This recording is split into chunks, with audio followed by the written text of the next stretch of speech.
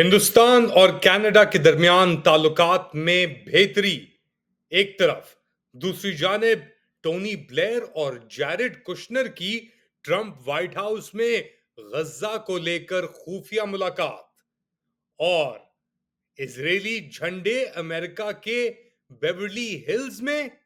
जी हां, ये खबरें और भी बहुत कुछ लेट अली शो यू के इस एपिसोड में आप सबको खुशामदीद। Do like, subscribe and share this content. Hindustan और कनाडा के ताल्लुकात तबाह हो गए थे 2022 और 23 के दरमियान, जब कनाडा ने हिंदुस्तानी हुकूमत के ऊपर बड़े संगीन इल्जाम लगाए कि उन्होंने दो कनेडियन सिख लीडर्स को कनाडा में और स्पेशली ब्रिटिश कोलंबिया में जहां पे मैं हूं, वहां पे टारगेटेड किलिंग करके कत्ल किया। और ना सिर्फ उन्होंने हिंदुस्तानी हुकूमत को इसका इल्जाम लगाया, जिम्मेदार ठहराया, लेकिन साथ साथ ये भी कहा कि हाईएस्ट लेवल्स पे इंडियन गवर्नमेंट ने ऑर्डर दिए कि कनाडा के अंदर ये कार्रवाइयां की जाएं। इसके बाद ताल्लुकात इतने खराब हो गए कि कनाडा ने एक्सपेल किए इंडियन डिप्लोमेट्स, इंडिया ने एक्सपेल किए कनेडियन डिप्लोमेट्स, और रिलेशनशिप ना होने के बराबर आ गई। ये हो रहा था 2023 के अंदर, जब हरदीप सिंह निज्जर, एक Sikh separatist pro Khalistani leader को सरे के अंदर एक गुरुद्वारा के बाहर मारा गया और एलिजिडली इंडियन गैंगस्टर्स और माफिया कनेक्शन के लोग इन्वॉल्व थे, जिसमें से कुछ लोगों को पकड़ा भी गया और उनका ताल्लुक एलिजिडली बिश्नोई गैंग से था। लेकिन अब चीजें तब्दील हो रही हैं। इल्जामात के बाद और इतने साल गुजर जाने के बाद डोनाल्ड ट्रंप ने दोनों कनाडा और इंडिया को एक तरीके से अपना दुश्मन बना लिया है अपनी हालिया हुकूमत के अंदर। और अब कनाडा और इंडिया ने एक बार फिर अपने सिफारती ताल्लुकात को दोबारा मुस्बत करने की कोशिश की है शुरू, और नए सफीर अनाउंस कर दिए हैं। जैसे बेसिकली सालों बाद आप कह लें, क्रिस्टोफर कूटर कनेडियन हाई कमिश्नर होंगे हिंदुस्तान के, और इंडिया अपना एक रिप्रेजेंटेटिव भी शेयर करेगा। फॉरेन मिनिस्टर कनाडा की अनीता आनंद ने ये अनाउंसमेंट की। याद रखें, पहले ये एलिगेशंस लगा रहे थे फाइव आइज, जो उनकी इंटेलिजेंस गैदरिंग है अमेरिका, ऑस्ट्रेलिया, न्यूजीलैंड, ब्रिटानिया के साथ मिलके, और कनाडा भी इसमें शामिल है, पांच आंखें, यानी उसके तहत इन्होंने एविडेंस भी जमा किया था। अमेरिका के अंदर उनका अपना प्रोसेस चल रहा था फाइव आइज के तहत। वहां पे पन्नू सिंह जो है वो मरकज बने हुए थे, उनको एक असैसिनेशन प्लॉट हुआ था। मगर यहाँ पे evidence according to Canadian RCMP और सीसिस, जो उनका खुफिया इदारा है कनाडा के अंदर, उन्होंने कहा कि जी इंडियन हुकूमत इन्वॉल्व है। लेकिन अब 10 महीने गुजर जाने के बाद, सिक्योरिटी ऑफिशियल्स के इल्जामात के बाद, तराशी के बाद, और सफारती ताल्लुकात बिल्कुल ही जद और खत्म होने के बाद, तकरीबन एक नई शुरुआत। और क्रिस्टोफर कूटर अब ये सीनियर रोल अपना उठाएंगे अगले कुछ हफ्तों के अंदर। और ये बेसिकली कैनेडियन चार्ज अफेयर्स थे इसराइल के अंदर, और कनाडा के हाई कमिश्नर थे south Africa, Namibia, Lesotho, Mauritius और मदागास्कर में। और इन्होंने न्यू दिल्ली में भी सिफारत खाने में कनेडियन 2 साल गुजारे, 1998 से सन 2000 तक। और इंडिया ने जवाब में क्रिस्टोफर कूटर के सफीर बनने के अपना एक खुद ही हाई कमिश्नर अनाउंस कर दिया है, दिनेश के पटनायक। और दिनेश के पटनायक एक सीनियर डिप्लोमेट हैं हिंदुस्तान के, और वो इंडिया के सफीर थे स्पेन के अंदर, और अब ये अपनी पोजीशन उठाएंगे बस कुछ ही देर के अंदर, शॉर्टली कहा है इंडियन हुकूमत ने।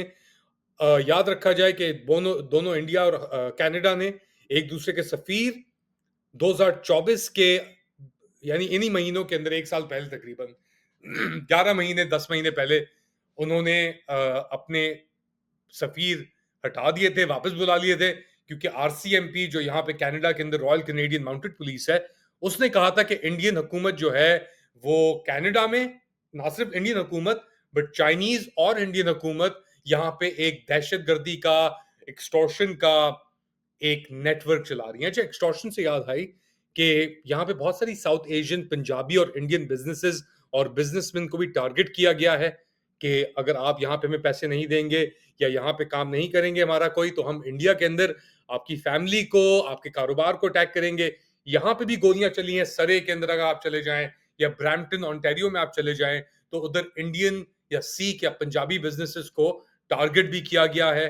हिंदू सिख टेंशंस को भी बढ़तरी मिली हैगी इस पूरी एनवायरनमेंट में। तो लास्ट ईयर ये एक्यूजेशन थी कि ये सब इंडिया से डायरेक्ट हो रहा है, लेकिन अब वो सब चीजें माजी की लग रही हैं, क्योंकि एक नई हुकूमत है कनाडा में, एक नया आप समझ लें दिशा या डायरेक्शन है हिंदुस्तान में, स्पेशली अपनी अपनी सिफारती ताल्लुकात अमेरिका को लेकर। क्योंकि पहले तो अमेरिका के कैंप में थे ना, क्वाड के अंदर भी चिलिंग हो रही है हर जगह पे, मगर अब एक वेकअप कॉल आई है। ये ट्रंप ने जो 50% टैक्सेस लगाए हैं, ड्यूटीज लगाई हैं इंडिया के ऊपर, उसके बाद सब चीजों के ऊपर नहीं, क्लैरिफाई करना जरूरी है, मगर बहुत प्रोडक्ट्स के ऊपर इंडिया के जो एक्सपोर्ट हो रहे हैं उनके ऊपर जो ड्यूटी लगाई है, तो इसके तहत मार्क कार्नी ने कहा कि अब उनकी प्रायोरिटी है कि हम अपने ताल्लुकात को हिंदुस्तान के साथ बेहतर करें।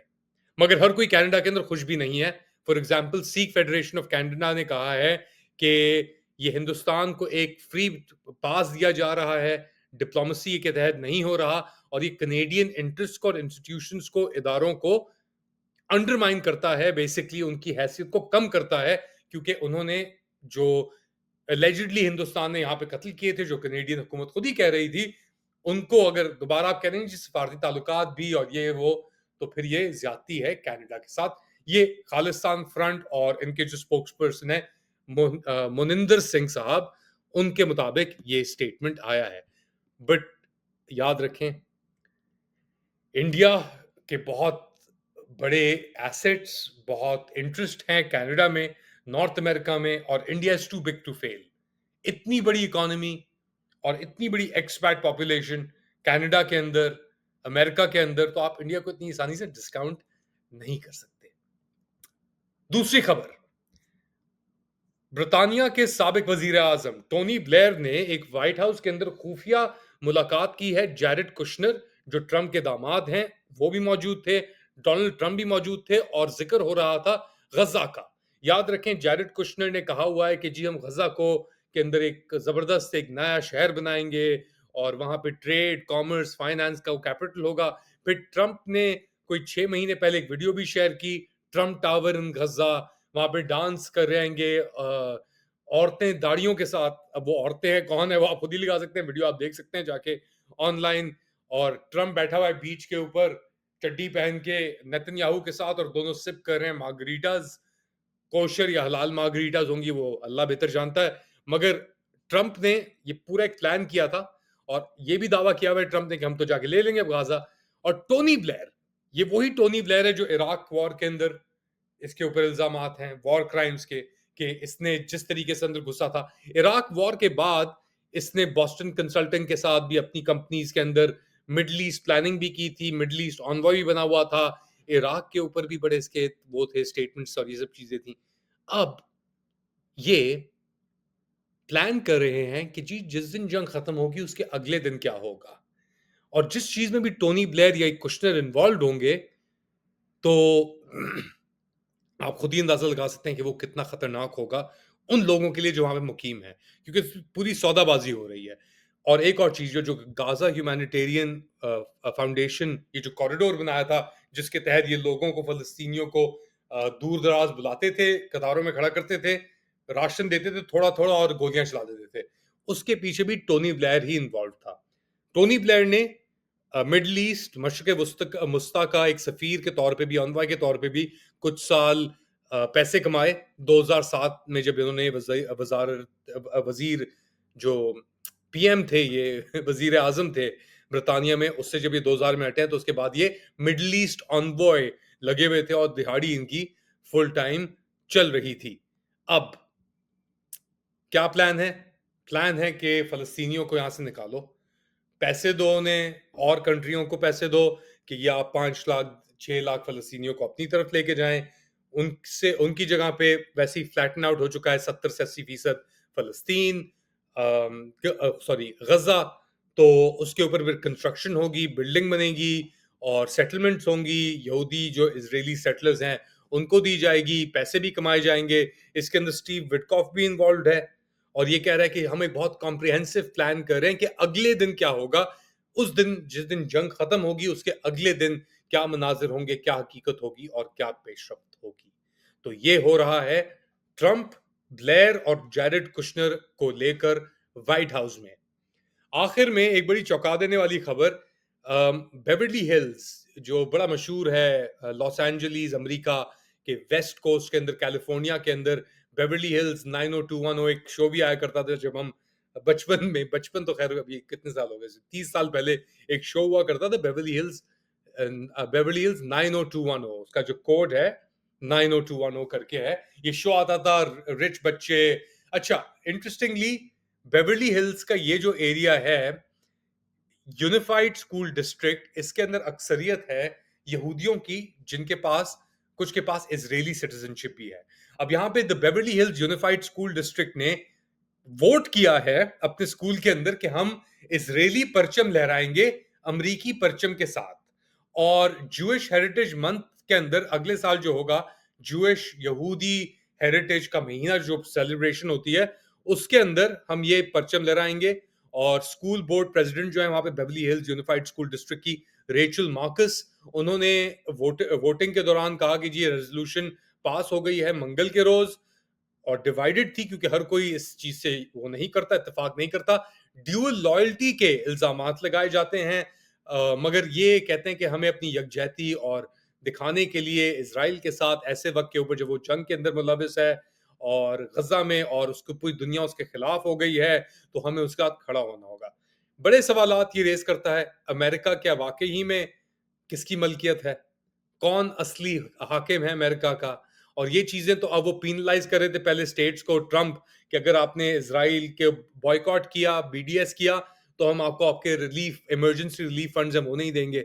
मगर ये तो एक और स्टेप हो जाता है, क्योंकि वो कहते हैं ना अमेरिका के अंदर सिर्फ हम अमेरिकन फ्लैग को सल्यूट करते हैं और कॉन्स्टिट्यूशन को, तो ये उसकी एक तरीके से खिलाफ वर्जी है। सिर्फ इसराइल के लिए हो सकता है ये।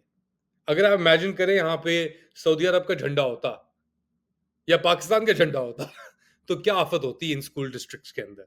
मगर क्योंकि ये इजराइल का झंडा है, तो इजराइल कुछ गलत तो कर नहीं सकता। 60,000 जानवरों को ही तो मारा है ना उसने, इन लोगों के मुताबिक। स्कैरी टाइम्स, बहुत खतरनाक वक्त है ये दुनिया भर के लिए, क्योंकि अमेरिका के अंदर एक इतना बड़ा एक खतरा पैदा हो चुका है इस चीज को लेकर के। आपके आंखों के सामने बच्चे, बुजुर्ग, औरतें कत्ल हो रही हैं, जर्नलिस्ट को टारगेट किया जा रहा है। और अब तो पता लगा है कि 3 शेल मारे, एक शेल मारा ये नासिर हॉस्पिटल के ऊपर, अब इन्वेस्टिगेशन आई है सीएनएन की कि 2 extra shell back to back आए 1 सेकंड के वक्फे के साथ, कि कंप्लीट किल था, कंप्लीट प्रीमेडिटेटेड था। और इसराइल कह रहा है कि जी हमास का कैमरा था, और नेतन्याहू आगे कहता है यार ये एक ट्रेजिक मिसहैप था, ये गलती हो गई यानी। और जो कमांडर जिन्होंने किया था वो इजरायली टेलीविजन के ऊपर आके कह रहे हैं ये इसने गलती क्यों कहा है नेतन्याहू ने, हम तो ऑर्डर फॉलो कर रहे थे। सच है झूठ और झूठ है सच। जो सच बोलेगा उसको झूठा करार दे दिया जाएगा, जो झूठ बोलेगा वो ही सच्चा माना जाएगा, चाहे वो इसराइल में हो गजा को लेकर, या पाकिस्तान में हो जमहूरियत और इंसानी हकूक को लेकर। ये मेरा तज्जिया है आज के लिए। आप लोग क्या समझते हैं बताएं मुझे कमेंट सेक्शन में। Do like, subscribe and share this content. अपना ख्याल रखिएगा, अगली बार तक थोड़ी देर बाद दोबारा मिलेंगे।